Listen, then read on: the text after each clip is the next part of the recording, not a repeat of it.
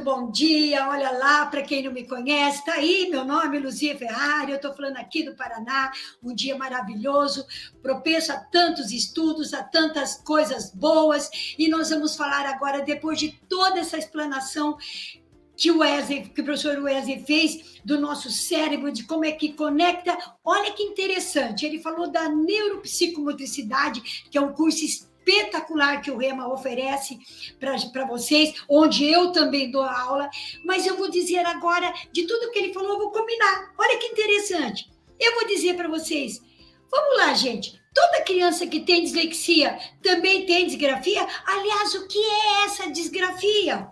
O que é essa situação? Vamos voltar um pouquinho? Olha só, ele falou tanto sobre o ato de escrever, né? É simples. Pegar no lápis e escrever é simples? Não, esse escrever, gente, é uma atividade extremamente complexa, que tem uma dimensão neurológica, que controla tantas aquisições, tanto desenvolvimento de todas as capacidades, de todos os nossos procedimentos e de nossos processamentos cognitivos. E, obviamente, das nossas capacidades motoras. Ele acabou de falar tanto sobre os fatores psicomotores. Agora você vai entender um pouquinho mais na prática como é que é isso daí. Essa tal da escrita, né? É uma forma, gente, de tornar aquilo que eu quero falar ou aquilo que eu estou vendo, muitas vezes, bem-sucedida. Eu não consigo me expressar através da fala, mas eu consigo escrever. Outras pessoas conseguem escrever ao invés de falar, ok? Agora, se você parar para pensar, no passado, não é muito longe não, tá, meninas? Ó, pessoas aí, no passado até muito recente, essa escrita à mão era a única opção que as pessoas tinham. Se você lembrar, e se alguém tiver aí da minha idade, não estou me chamando de velha, muito menos vocês, nós somos um pouco mais experientes, vamos dizer assim, mas num passado extremos atrás aí, existia até uma disciplina que se chamava caligrafia. Eu fiz muita caligrafia. E na minha época, quando eu fiz o tal magistério, né, a escola normal, porque eu sou daquela da escola normal, eu tinha que fazer a caligrafia para eu ter aquela letrinha extremamente redondinha. Tinha que ser melhor do que a professora. Agora, hoje, se você parar para pensar, hoje, com essa chegada desse gama de tecnologias, esse texto que a gente escreve com a mão, com uma precisão incrível, existia, gente. Olha, gente, a escrita, ele fala da nossa personalidade. Não é? Muitas pessoas, muitos psicólogos interpretam a personalidade de uma pessoa por conta da escrita, muito alongada, muito isso, muito aquilo. Mas com a chegada da tecnologia, essa escrita à mão, ela diminuiu. Por quê? Porque constantemente nós nos esquivamos a esse ato de escrever, que é de uma certa forma doloroso para algumas pessoas, preferindo a internet. Por quê? Porque muitas vezes, inclusive, ele corrige os meus erros gramaticais. Agora, pensa na criança lá na escola. Copiar do quadro, copiar toda aquela matéria que o professor dá lá, que às vezes enche o quadro, né? O que acontece? Para uma criança, para uma pessoa, para um professor, para um aluno que não tem essa mobilidade, esse tônus que o professor Wesley falou tanto, esse tônus muito bem desenvolvido, torna-se extremamente cansativo. Então, o que eles vão fazer? Eles abreviam, saltam linhas, não é? Pula pedaços, leem inadequadamente e torna-se, de uma certa forma, extremamente penoso, frustrante. E isso aí, gente, pode causar num aluno muitos sentimentos de revolta, de vergonha, de estresse. Por quê? Porque ele reconhece que a letra dele, além de ser feia, né, para ele e para quem está lendo, ela pode ser irregular. E quando que acontece isso, gente? Isso acontece quando a criança não consegue associar o desenho da letra que faz a representação da fala. É o fato que se prende àquilo que a gente chama, lá na educação infantil, quando nós estamos fazendo a alfabetização, da codificação da escrita. Então, vai existir aí uma dificuldade, um problema na execução gráfica da escrita das palavras. Agora, o que é isso tudo que você está falando, professora? Eu estou falando de uma incapacidade de produzir uma grafia correta, uma escrita legível. E para essa dificuldade, para essa inabilidade, eu chamo de disgrafia, que é uma dificuldade, desmembrando a palavra, fazendo aquela decodificação da palavra aí, eu digo que disgrafia é uma dificuldade na escrita. E seguindo o termo do Manual de Diagnóstico do Estatístico dos Transtornos Mentais, que é o DCM-5, ele diz que ele é um transtorno específico da aprendizagem, aliado ou não com uma comorbidade na leitura. O quê? Que é a dislexia, que é o ato de ler, tá certo? Mas aliado a isso, ainda nós podemos encontrar, não é amplo, gente, isso aí, podemos encontrar um despreparo de muitos docentes, de muitos professores que, por não terem um conhecimento maior disso, dessa dificuldade, vamos dizer assim, não compromete-se com essa dificuldade e aí tem uma...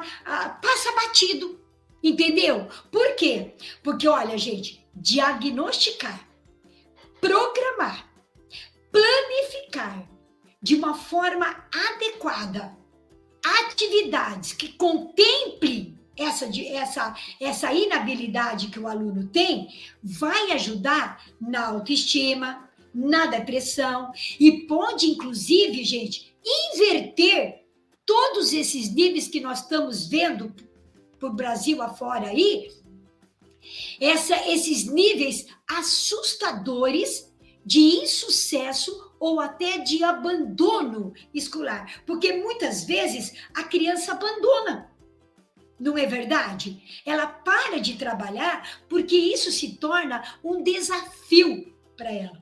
Agora, eu digo para você, gente, de cadeira, de 35 anos que eu tive de sala de aula. Eu trabalhei a minha vida toda em sala de aula, desde a educação infantil até o 5º ano, e educação física, porque minha primeira formação foi de educação física, dentro desse âmbito, e eu percebi que grandes dificuldades de nós detectarmos essa dificuldade que a criança tem, se deve ao nosso despreparo.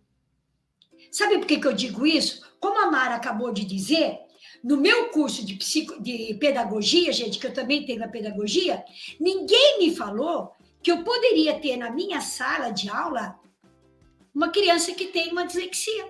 Aliás, eu não sabia nem o que era isso. Disgrafia, então, nem se fala. Agora, me diga aí, você que tem formação em letras, você que é professora de português, diga que é extremamente maravilhosa no âmbito da escrita, da ortografia, da concordância verbal e nominal.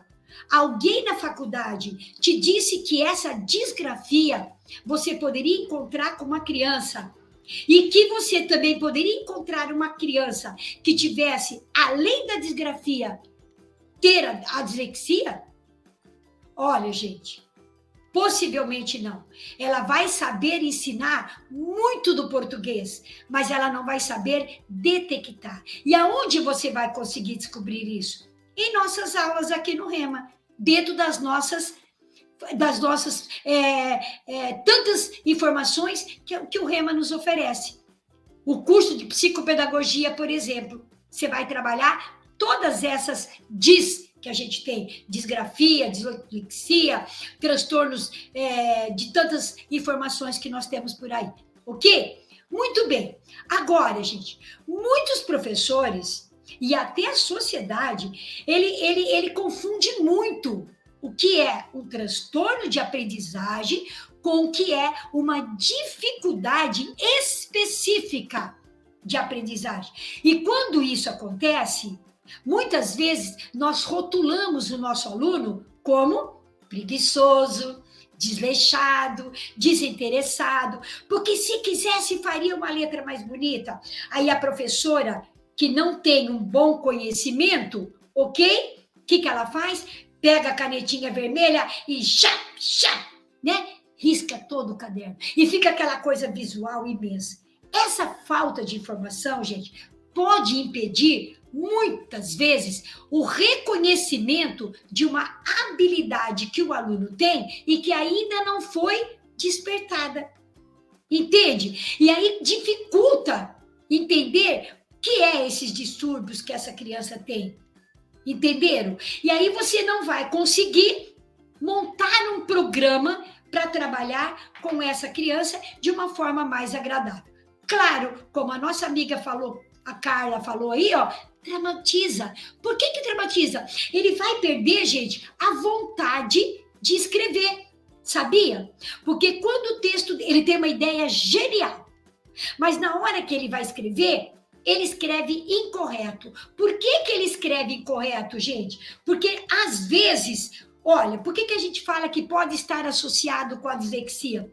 Porque o aluno, como está escrito no meu slide aí, ó, se ele faz trocas ou se ele faz inversões de letras, consequentemente, ele vai ter uma dificuldade na escrita também. Peraí, para que lado vai essa letra? Para o lado de cá ou para o lado de lá? Então, na inconformidade, na dificuldade que ele tem para reconhecer isso, ele agrupa tudo.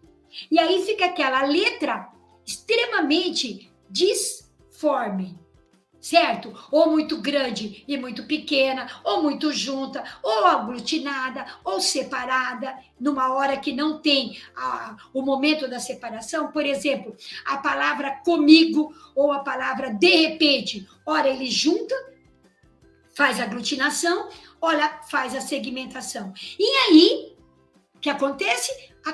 Acontece os erros na escrita. Por que isso acontece, professora? Como o professor Wesley falou, tudo tem a ver, gente, com o nosso cérebro, com a nossa parte da área de Broca e da área, juntamente com a Broca, tanto faz a fala, com a área que tem a área de Wernicke, que é a área que vai nos dar a sustentação para que ele possa executar aqueles movimentos que a gente está pedindo. Se você entende, olha, dá uma olhadinha nesse diagrama da linguagem escrita.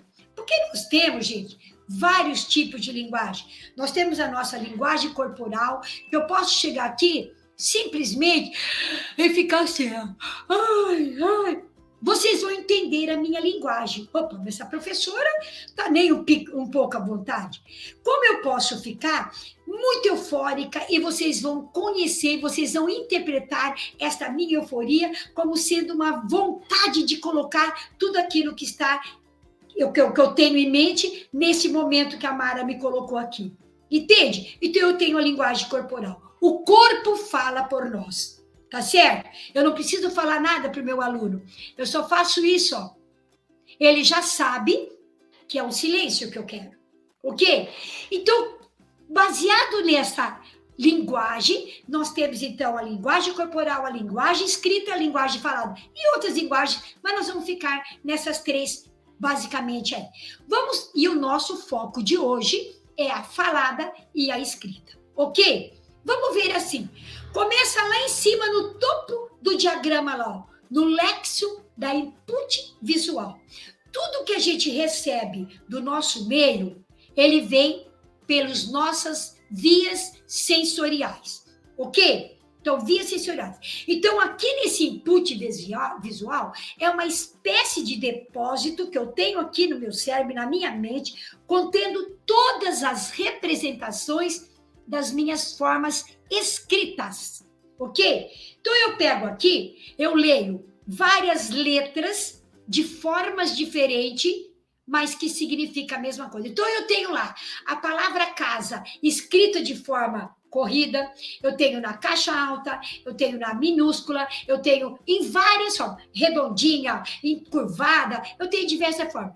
Dentro desse meu léxico do input visual, eu tenho essa gama de informações das formas escritas de todas as palavras, gente, que eu digo familiares. Quais são as familiares? Essas simples, que não tem muitas dificuldades ortográficas, ok?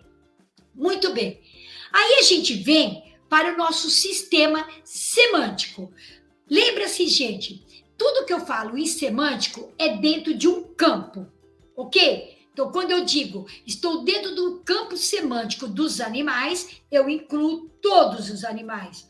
Mas dentro desse campo semântico animal, eu tiro aqueles que voam ou aqueles que são mamíferos. Então, eu estou fazendo um campo semântico. Isso é semântica. É pegar um grupo que fala-se da mesma coisa, da mesma espécie. Aqui, nesse campo sistema semântico, voltando para a nossa formação da palavra e da escrita, eu tenho, então, o significado da palavra que está sendo lida. Então, eu tenho lá no meu input visual a memória dessa palavra, e aí, quando eu chego no semântico, eu vou dizer, olha, casa se escreve assim com S. Então, casamento, caseiro, casebre, também vai escrever isso. Isso é o campo semântico, que lá no português, a gente trabalha de que jeito? Substantivo primitivo e substantivo derivado. Mas nada mais, nada menos do que meu sistema semântico. Ok? Muito bem. Aí eu parto para a esquerda dizendo que é um léxico da produção da fala. O que é? Eu vou saber falar. Casa. Pipoca. Eu estou falando. É o léxico da produção da fala. Eu tenho meu córtex motor atuando para que eu mando uma mensagem e ele executa essa fala. Eu tenho o meu tônus muscular aqui da minha face bem carregadinha, bem legalzinha, para que eu repita a palavra pipoca. E quando a criança inverte, fala picoca, por exemplo, mas ele já está lá com uma certa idade, o que eu vou fazer? Eu vou fazer com que ele volte nesse léxico da produção da fala e faço basicamente devagarinho, para que ele possa fazer brincando. Entendeu? Aí nós voltamos para o léxico da produção dos grafemas, e aí entra a nossa aula propriamente dita. Veja bem, gente, quando uma criança escreve, aliás, quando uma criança fala picoca, ou quando ela não tem o input visual de que a casa se escreve com S, né? E ela escreve, ela tem esse input que escreve com Z, por isso que a gente fala que eu não posso ficar corrigindo, sabe, com a caneta vermelha, o errado, porque o errado é aquele que permanece, gente. Então eu vou mostrar o correto para ela. Eu vou dizer para ela, olha, minha querida, casa, você escreveu com Z, eu até consigo ler, mas aí fora, nos livros, em todos os lugares, casa se escreve assim. E você mostra o correto. Porque quando você mostra o correto, ela faz o input visual e grafia e fala corretamente, obviamente, ela vai escrever corretamente também.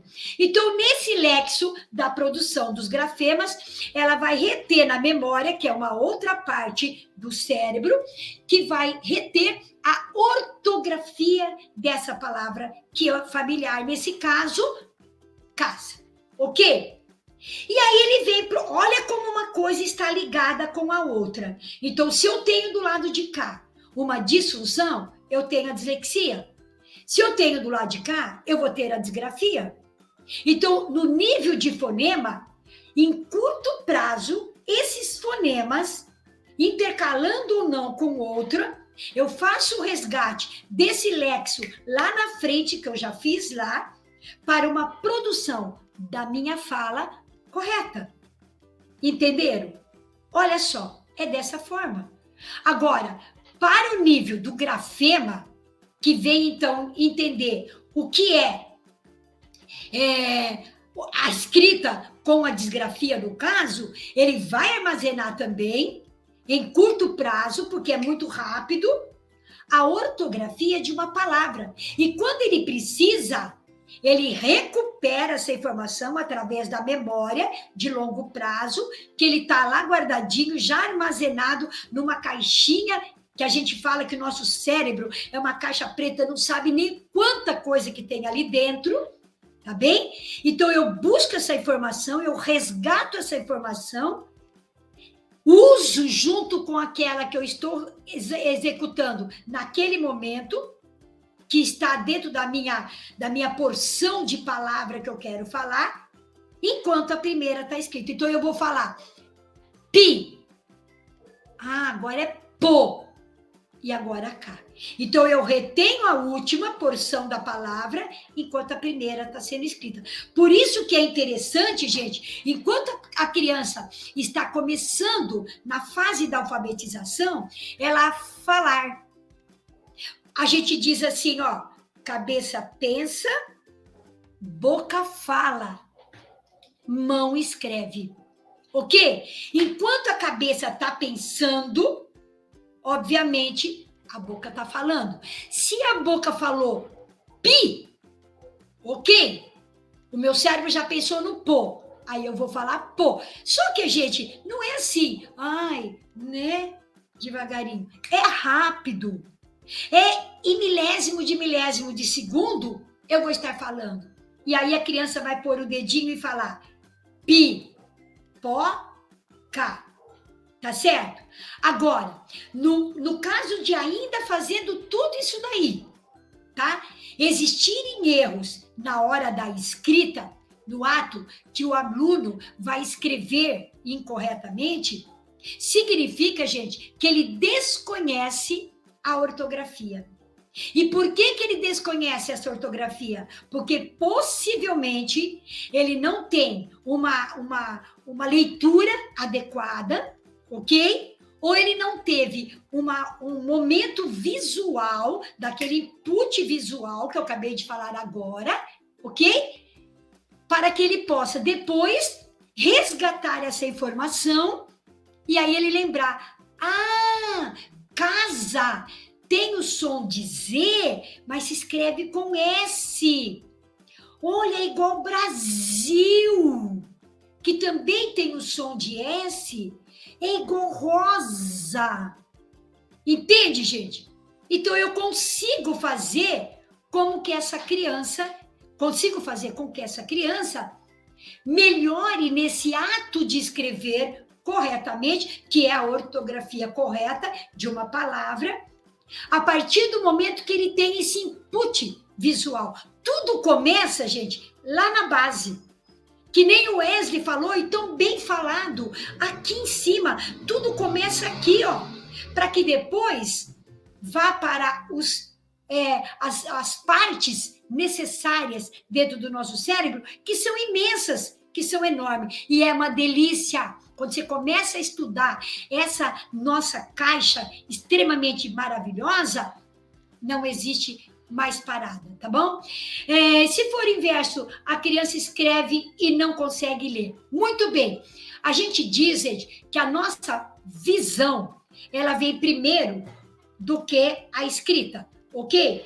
Piaget tem uma fala que ele diz assim, antes da criança falar, ela canta, ok? Porque ela tá lá no bercinho, cantando. Ela não tá falando, mas você entende o que ela está querendo dizer. Antes de ela andar, ela dança, porque ela põe a mãozinha nos móveis e balança o bumbum. Ela está dançando. Ou seja, ela já está tendo a parte do tônus muscular dela sendo desenvolvida aí na hora que ela vai engatinhar, na hora que ela vai se segurar nos móveis, na hora que ela pega uma mamadeira, na hora que ela pega um brinquedo, ela já está trabalhando o tônus muscular dela aí, ok? Desenvolvendo. Ok. E antes de ela escrever, ela rabisca. Então, qual foi a primeira coisa que a criança fez lá? Ela falou. Por isso, a leitura, muitas vezes em algumas crianças, vem antes da escrita. Principalmente quando ela não tem dificuldade motora. Ok? Então, voltando lá para nós. Então, quando existe esse erro gramatical que impede essa criança de escrever, mesmo ela quando ela conhece a forma exata, ela já sabe que o M vem antes do P e do B, e a professora cantou tantas vezes, antes do P e do B, M vou escrever. A professora cantou tantas vezes isso, antes do P e do B, M vou escrever. Mas na hora que ela escreve campo, pôs um M. Na hora que ela vai escrever uma palavra lá, X, ela põe, ela fica em dúvida se é M. Aí ela tem que cantar a musiquinha. Olha a importância da motricidade. Tá certo? Olha a importância. Beleza? Então, para tudo isso aí, para esse dano cerebral, que também é constituído, que também é causadores de grande prejuízo na escrita correta da palavra, eu chamo, então, de disgrafia. Tá certo, gente? E essa disgrafia, ela pode ser adquirida. Por quê? Porque eu posso ter uma pessoa lá, por exemplo, que sofreu de algum trauma, que teve lá algum acidente, e eu não consegui que ela ficasse escrevendo com a mão que era dominante. Aí ela passou a escrever com a mão contrária, e aí o que acontece? Ela começa a fazer a letra totalmente irregular. Então, para disgrafia, eu digo que é essa frase que está aí, gente, ó, básica, tá? É a dificuldade que eu tenho de controlar o meu músculo da mão com o meu músculo do braço, com essa coordenação motora, com esse segurar o lápis adequadamente, tá? Para que eu possa ter uma escrita legível, bem atuante. Agora, gente, pelo amor que vocês têm nos vossos aluninhos e nos vossos filhinhos, ok? Eu consigo arrumar? Consigo. Eu consigo ajustar? Consigo. Essa criança tem um déficit intelectual ou de cognição? Não necessariamente. Ele pode ser um aluno extraordinário. Agora, gente, para pensar assim, ó. Se uma criança, ela tem uma dificuldade na grafia, na disgrafia, né? Disgrafia, grafia de letra, tá certo? No português, muito provavelmente, ela também vai ter na matemática. Então, ela pode ter um espelhamento de letras, um espelhamento de números, ela pode ter aquele número totalmente disforme. Eu atendo uma criança de sexto ano que eu fiquei boba de ver que a escola é uma escola particular aqui da minha cidade, ela usa ainda aquele quaderno quadriculado, que normalmente a gente usa até o terceiro, quarto ano. E aí, quando eu fui conversar com a professora, ela me disse, olha, na minha sala tem muita criança que escreve os números, né? A grafia, o desenho do número, eu não consigo entender, então nós optamos por fazer o caderno de quadradinho. Muito bom, muito bom. Só que adianta eu trabalhar agora aqui, gente? Não. Não, claro que vai adiantar, pelo amor de Deus, não é assim não. Não, mas antes de eu pegar no lápis, ensinar a criança a escrever dentro do quadradinho, ou ensinar a criança a escrever dentro de uma caligrafia, eu primeiro preciso entender o porquê que ele está com essa letra desregular e essa leitura desregular.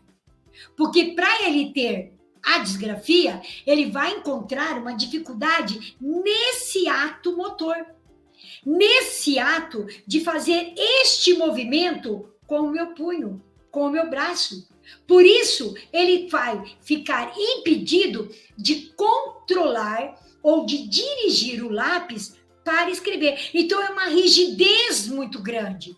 Às vezes, quebra a ponta do lápis. Às vezes, gente, eu já tive aluno de quebrar até o lápis, não só a ponta do lápis, como o lápis por inteiro, de tanta força que coloca.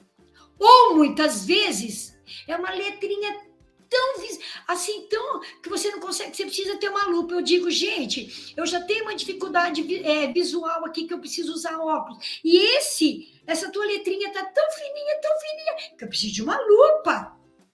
Entende? Eu não vou dizer para ela, escreva mais forte. Não, para aí. Eu não vou ficar cutucando a feridinha dela. Eu vou tentar ajudar uma forma para melhorar essa inabilidade. Porque, gente, ela pode ter essa inabilidade, mas quantas outras habilidades ela tem? Por exemplo, se ela tem muita força para pegar no lápis, opa, vou falar com o professor de educação física para trabalhar com ela lá em algum desporto. Porque ela vai ser uma excelente jogadora de handebol, porque ela vai ter força muito forte. Ela vai ser uma excelente corredora. Eu vou para... Você está entendendo? E a partir dessa habilidade que eu encontrei nessa criança, eu posso perfeitamente desenvolver outras inabilidades que eu estou percebendo. Você está conseguindo entender? Muito bem. E onde você vai ver tudo isso com mais exatidão, gente? Nas minhas aulas, nas aulas que o Rema oferece dentro dos cursos de pós-graduação. E especificamente na de psicopedagogia. Porque você, que pretende um dia ter uma clínica e atuar como uma psicopedagoga, você vai encontrar com toda certeza criança que vai fazer assim, ó, eu tenho uma letra muito feia. O que eu faço? Aí você vai ver igualzinho tá esse menino com essa boquinha maravilhosa aí. Quem? Quem de você, gente? Nunca perdeu ponto numa redação por causa da letra?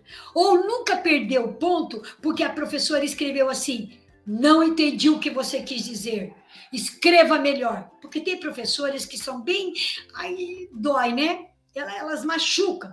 Dá assim, uma dosinha daquela criança, porque, gente, ela não está fazendo a letra feia, entre aspas, aí, porque ela quer.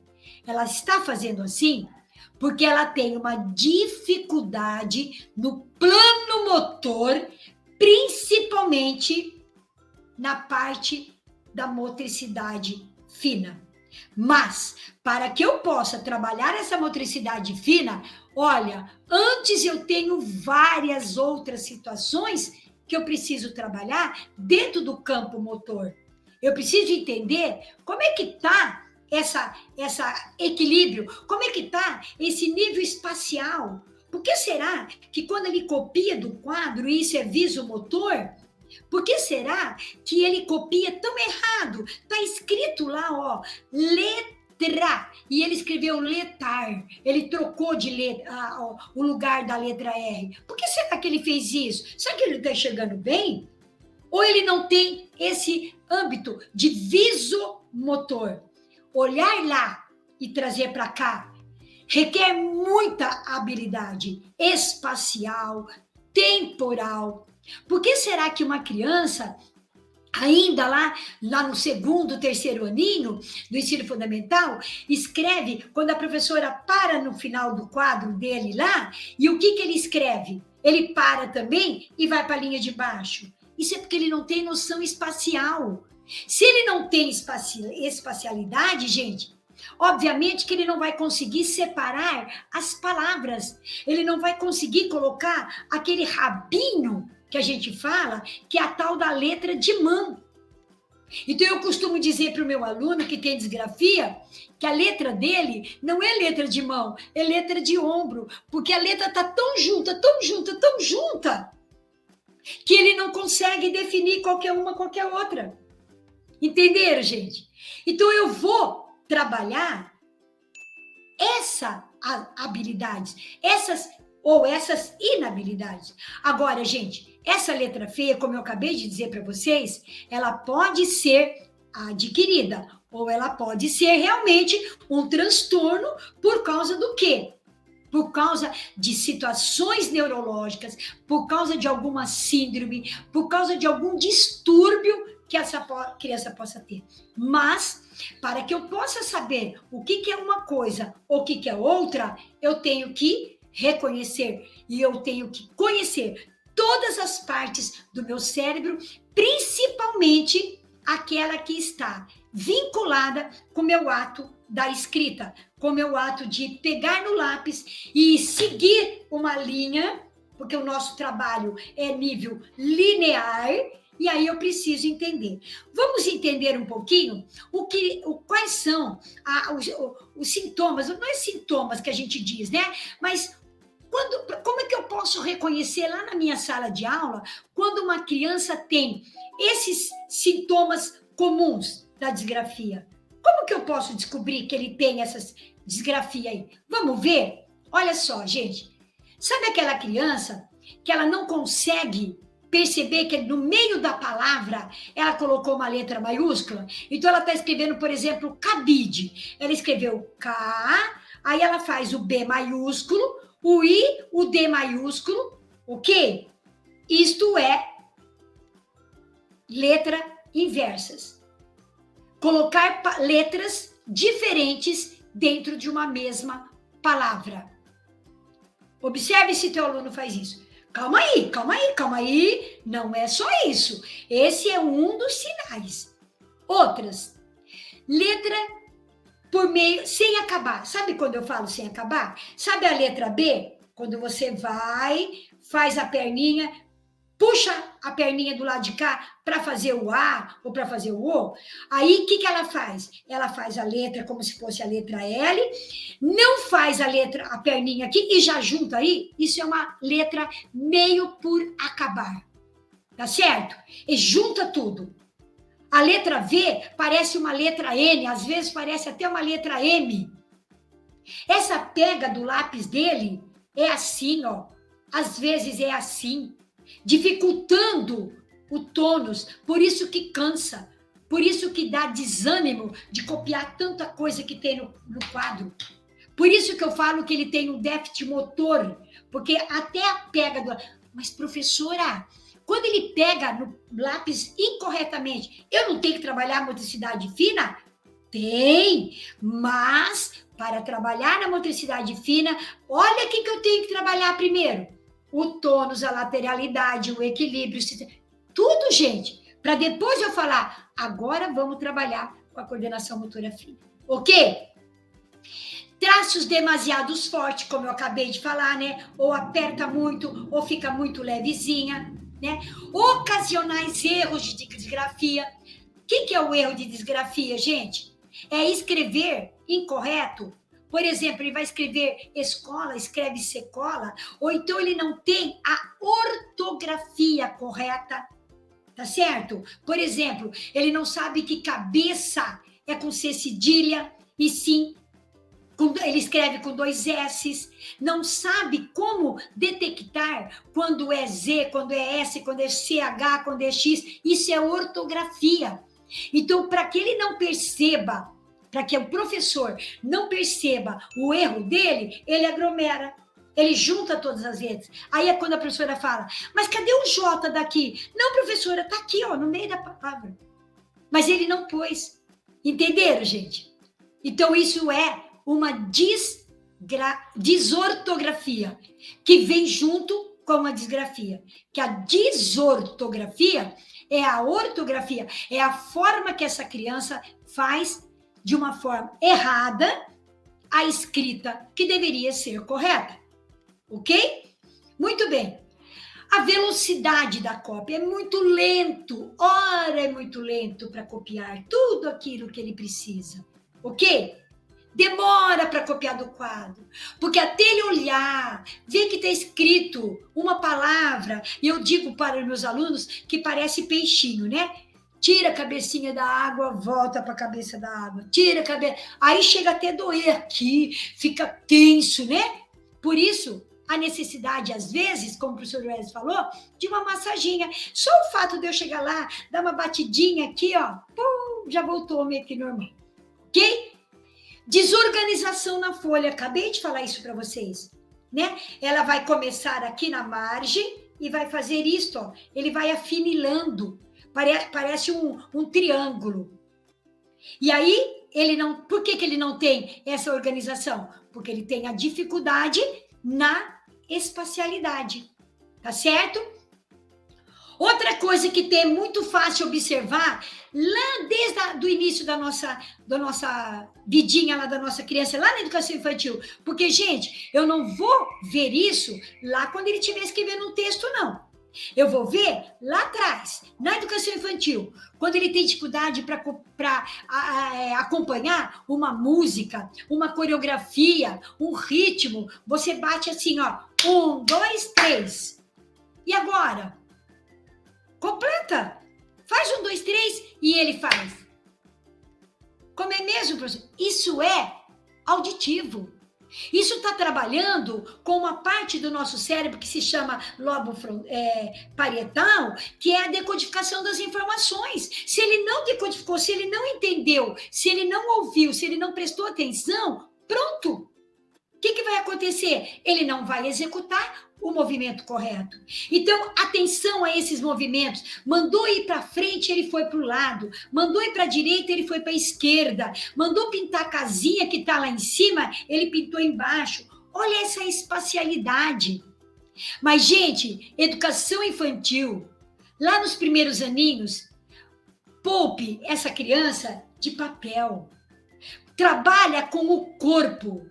Porque se eu começar a trabalhar com o corpo, dificilmente ela vai levar essa dificuldade, essa inabilidade para as séries futuras, ok?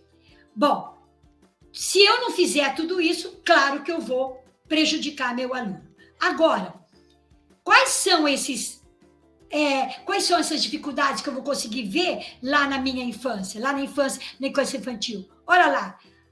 O aviso motora, como eu já falei, sinestésica. Como é que eu posso interpretar o meu meio por conta dessa minha percepção dos sentidos, a manipulação de todas essas performances, né, da mão? Como é que ele faz assim com a mãozinha, ó? Tá? Como é que ele faz esse planejamento motor? Para eu ter o planejamento motor adequado, eu preciso trabalhar as minhas funções executivas de acordo. O planejamento, seja ele de uma ideia, seja ele de um ato motor, seja ele de uma fala, que também é um ato motor, eu preciso ter as minhas funções executivas, que estão aqui, ó, na parte mais demorada para se concretizar dentro do meu cérebro, que se chama pré-frontal, que é as funções executivas. E aí, pode ser que tudo isso daí, gente, esteja associado, e a gente fala comorbidade, como a dislexia, com um TDAH, com um TEA, com um síndrome de Down. Então, ele pode ter a disgrafia por conta de outras síndromes ou transtornos que ele possa ter. Porque, afinal de contas, a disgrafia também é um transtorno. É o transtorno da hora da escrita. Olha o que diz Feder. Veja bem, a literatura aponta que alterações relacionadas à função da motricidade fina pode ocasionar um mau desenvolvimento, uma falha na habilidade da escrita. Agora, vamos lá, pessoal. Meu pai de Deus, eu sei que vocês estão esperando isso aqui da minha aula. Olha lá. Como é que eu posso intervir? Como é que eu posso ajudar este meu aluno que tem uma disgrafia? Ele vai viver a vida toda dele desse jeito? Não, gente. Primeira coisa, entenda, por favor. Letra bonita não tem necessidade nenhuma. O que eu preciso é ter uma letra legível, ok? legível. Entendi o que o aluno faz? Está escrevendo? Perfeito. Isso vem da personalidade dele. Então, antes de exigir que essa criança faça essa letrinha que eu estou querendo, toda pedagógica, como a gente diz, eu, antes de mais nada, eu vou trabalhar todo o campo motor. Eu vi que alguém colocou aí no chat sobre a caligrafia. Olha só, gente, precisa fazer caligrafia? Claro que precisa. Só que não adianta eu treinar essa caligrafia sem antes trabalhar esses movimentos que eu estou falando agora. Da motricidade fina, da lateralidade, da espacial, do temporal, do visual. Eu primeiro terei que trabalhar tudo isso. Não adianta eu pedir para o meu aluno fazer uma caligrafia lá em casa se eu não estiver perto dele para mostrar como é que faz a grafia correta. Tá certo? Então eu preciso treinar. Só que para treinar, gente, eu preciso, antes de mais nada, ensinar a correta. Eu preciso trabalhar o aspecto motor da escrita, e eu preciso trabalhar todo esse desenvolvimento específico da grafia. Ou seja, eu tenho que corrigir o tamanho da letra, mostrar quais são as regras. Enquanto a criança estiver escrevendo de uma forma incorreta, significa que ela ainda não aprendeu. Entra isso na vossa cabeça? Por que meu aluno ainda continua fazendo a palavra casa errada? Porque ele não aprendeu o correto.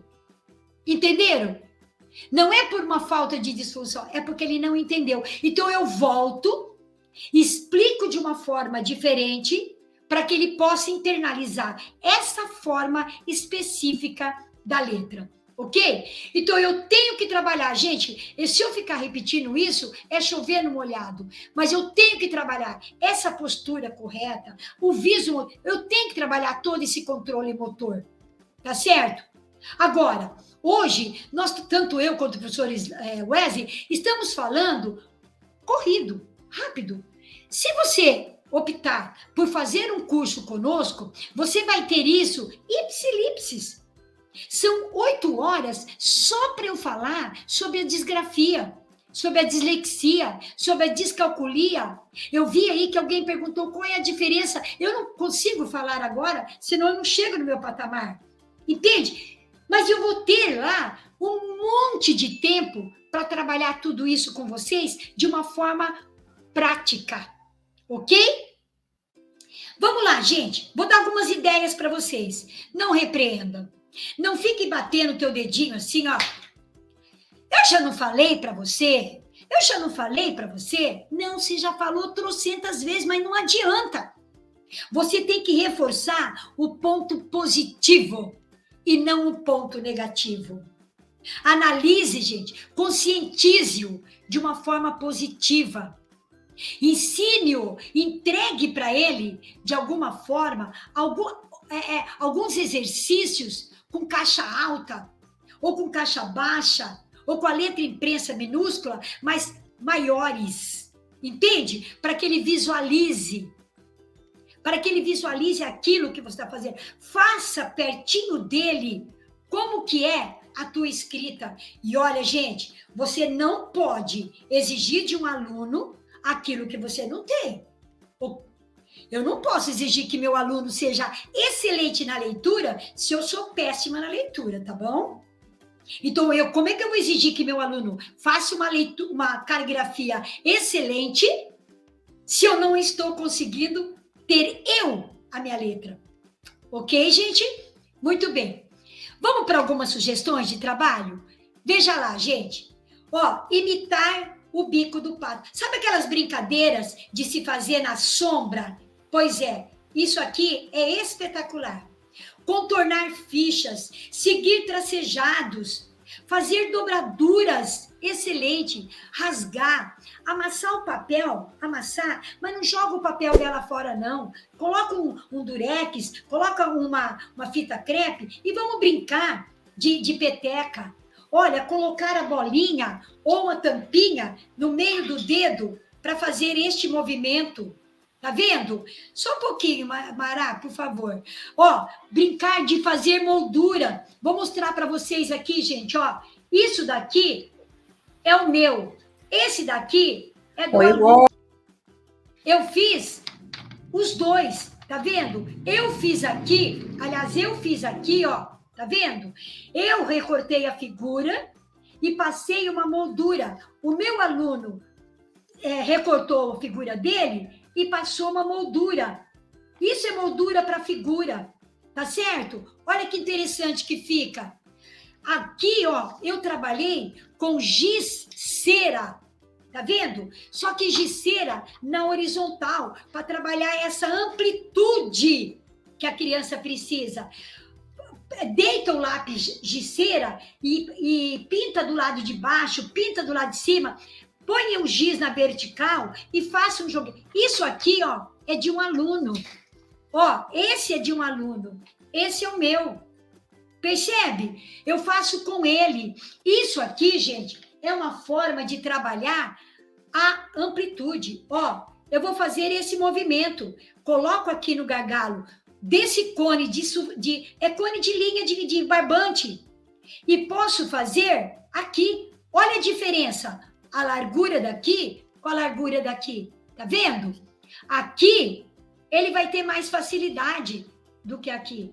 Ou aqui, de repente, vai ter mais facilidade de aqui. Olha essas atividades gráficas, que legal, gente. Essas daqui, você pode fazer.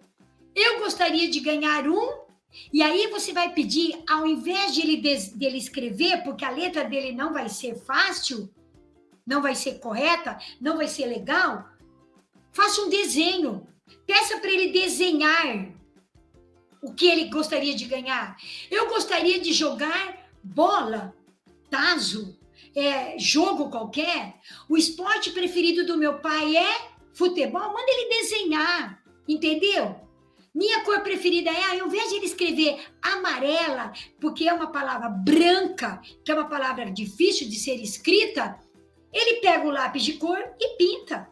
Agora, gente, seguir tracejado, fazer atividades que sejam de cobrir pontilhado, aquelas atividades grafomotoras. Tudo isso é legal, mas para ele cobrir tracejado, ele já precisa estar com a pega do lápis correta.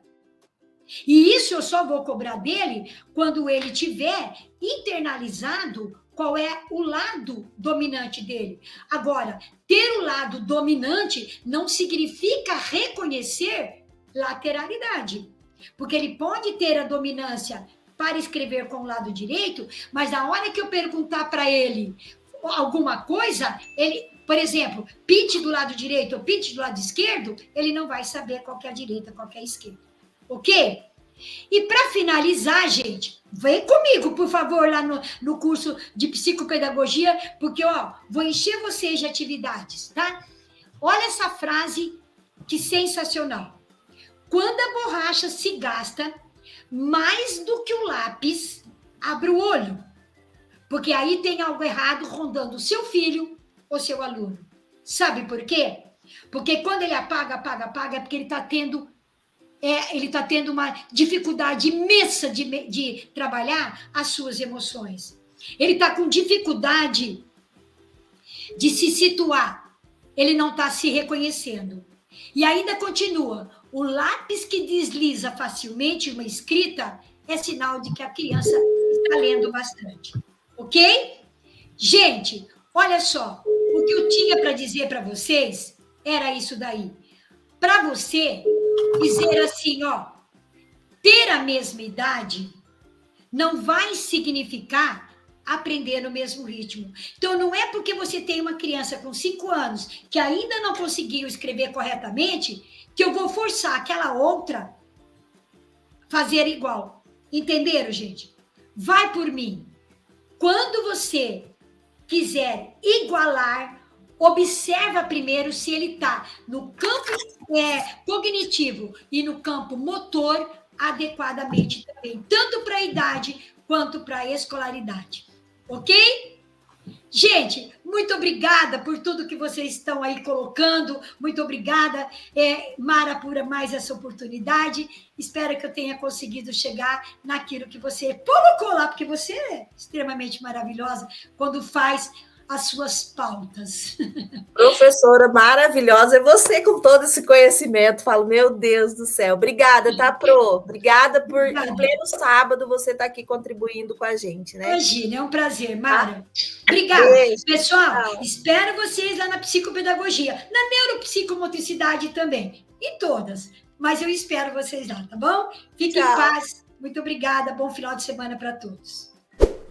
E aí, gostou desse vídeo? Então curta para que ele possa alcançar e ajudar mais pessoas. E se inscreva também em nosso canal do YouTube para contribuir aprendendo com a gente sobre esse e muitos outros temas. Ah, e ative o sininho aqui embaixo para receber aviso toda vez que tiver um conteúdo novo. Um abraço e até breve!